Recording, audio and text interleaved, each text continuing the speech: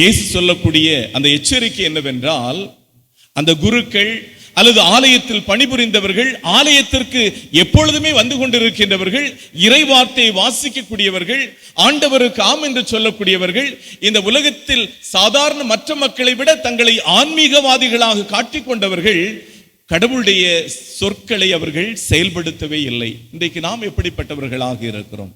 நாம் ஆலயத்திற்கு வருகிறோம். ஒரு சில நேரங்களிலே ஆலயத்திற்கு வராத ஒரு சில மக்கள் நம்மை விட சிறப்பானவர்களாக இருக்கின்ற போது நம்மை பார்த்து இயேசு சொல்லுகின்றார், உங்களை விட அவர்கள் ஆலயத்திற்கு வெளியில் இருக்கின்றவர்கள் இறையாட்சிக்கு உட்படுவார்கள். நமக்கு வேதனையாக இருக்கலாம், ஆனால் இயேசுடைய செய்தி மிகவும் எச்சரிக்கையாக இருக்கிறது. நாம் ஆண்டவருடைய சொற்களின்படி செயல்பட வேண்டும். அன்புக்குரியவர்களே, பல நேரங்களிலே நாம் ஆண்டவருடைய வார்த்தையை கேட்கிறவர்களாக இருக்கிறோம், செயல்படுகிறவர்களாக மாறுவதில்லை. இது திருவருகை காலத்தில் இயேசுடைய வருகைக்காக காத்து கொண்டிருக்கக்கூடிய நாம் ஆண்டவருடைய வார்த்தையை கேட்கிறவர்களாக மட்டுமல்ல, செயல்படுகிறவர்களாக இருப்போம். சக்கேயுடைய வாழ்க்கை மிக அற்புதமான ஒரு உதாரணம்.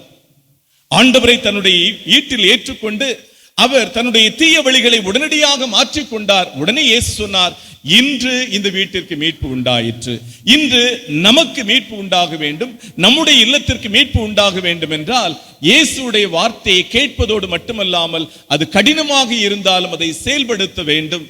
நாம் எப்படிப்பட்ட தீயவர்களாக இருந்தாலும், நாம் எவ்வளவு மோசமானவர்களாக இருக்கிறோம் என்று நாம் நினைத்தாலும் கூட நமக்கு மீட்பு உண்டு. காரணம், நம்மை அரவணைப்பதற்காகத்தான் இயேசு வந்தார். அவர் சொன்னார், நான் பாவிகளை தேடி வந்தேன் என்று சொன்னார்.